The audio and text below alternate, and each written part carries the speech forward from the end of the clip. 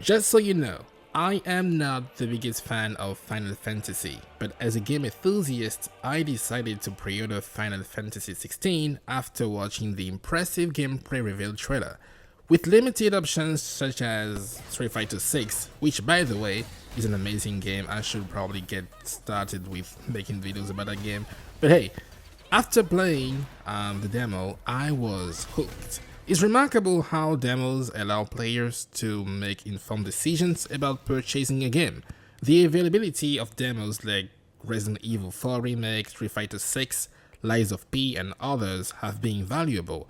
I recall skipping Forspoken, for example, after playing the demo, because I realized it wasn't my type of game. It makes you wonder just how many people would have reconsidered purchasing Cyberpunk 2077 on consoles if they had access to a demo and witnessed its performance issues. Therefore, I have great respect for studios that provide demos, as it allows us gamers to make more mindful choices. Now, going back to Final Fantasy 16, I believe you don't need prior experience with the franchise if you consider getting the game. It is a good game on its own. It looks visually stunning. I'm going to give them that, and the music is epic. It perfectly fits and complements the on-screen action.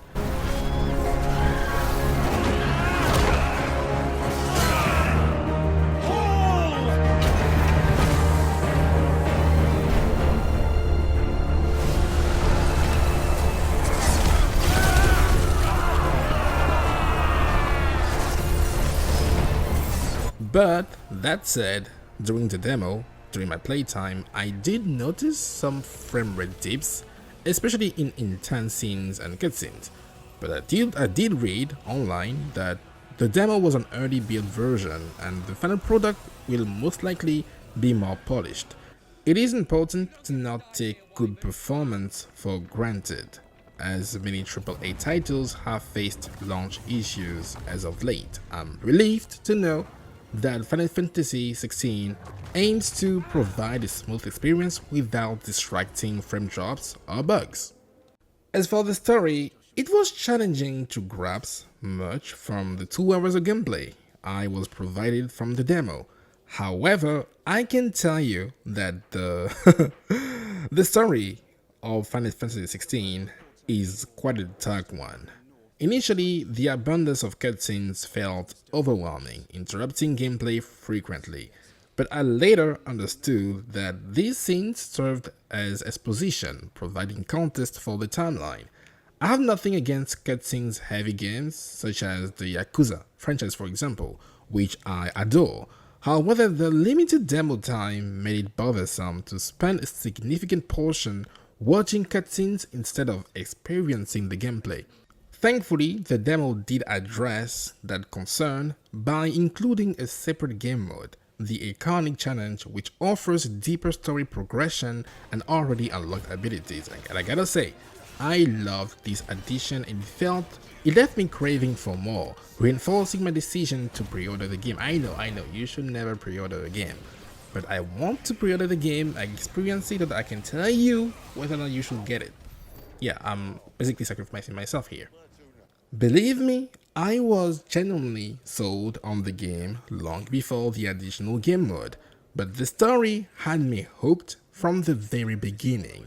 This game is special. It takes a very different tone, evident from the sex scene within the very first 10 minutes, something unprecedented in the series. You're my lion. I'm not afraid of a little frost, Benedicta.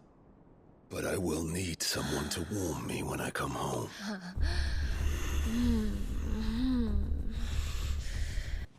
You are your father's firstborn son, and you sit upon the throne.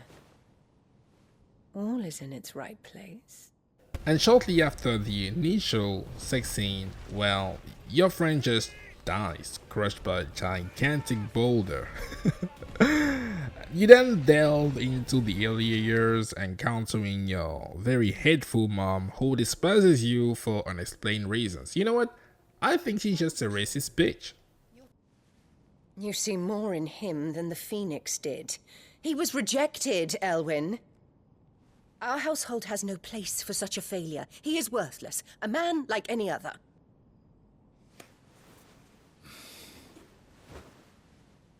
We have an early start.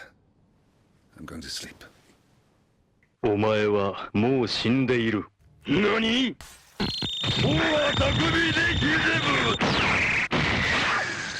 ？These initial moments aim to introduce the game mechanics to you as well as your family and your purpose. It is a brief moment of respite because from there things intensify tragically with numerous deaths. It is a nice way to say that shit is about to indeed go down. It's about to go down.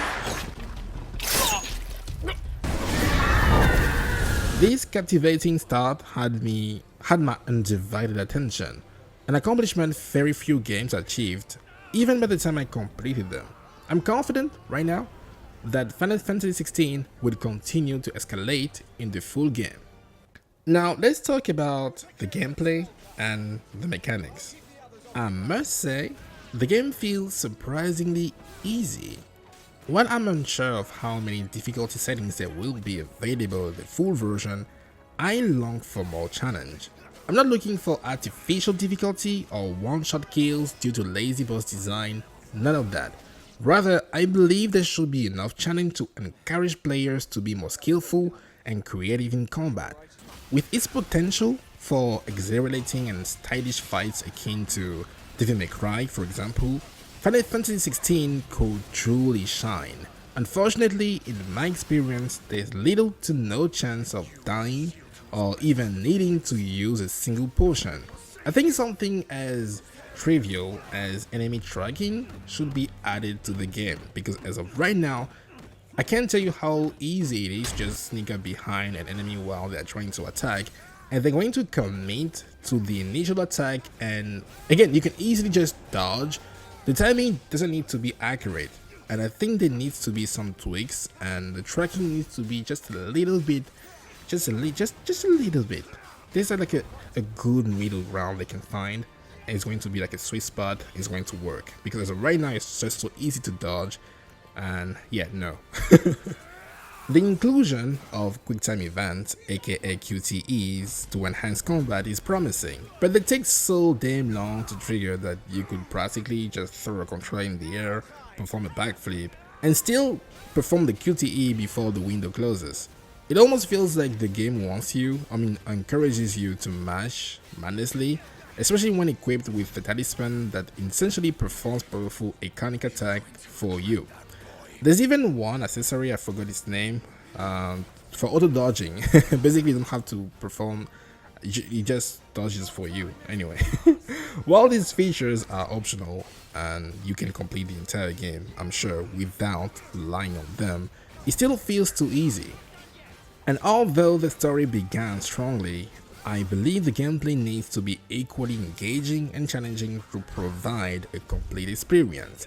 I did have a lot of fun, particularly with the iconic challenges, switching between icons and experimenting with the most devastating combos. I discovered that activating your limit break is most effective when the boss is fully staggered, seizing the opportunity to to deliver the maximum amount of damage. I hope the developers will tweak certain aspects and offer additional difficulty settings, as aside from those concerns, I don't have any complaint about the game whatsoever. Oh, actually, on another note, could they please remove the need to hold R2 every fucking time I want to open a door? It feels bothersome and reminiscent of the Callisto Protocol, not in a good way. And you know what? I truly believe this game has the potential to be a strong contender for Game of the Year.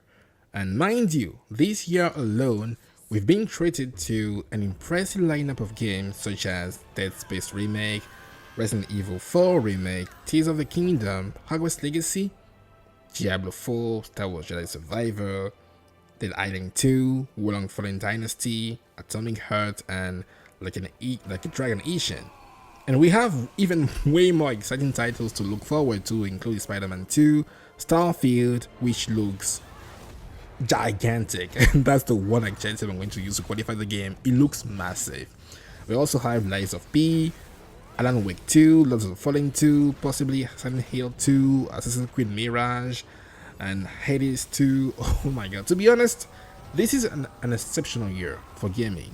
And while we did encounter some disappointing games like Golem, fucking Golem, man, the one game I'm eagerly anticipating is Silksong.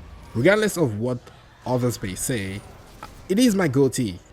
It is my undisputed game. I mean, GOTY, and I don't want to hear anything about what you think about. I mean, I don't care.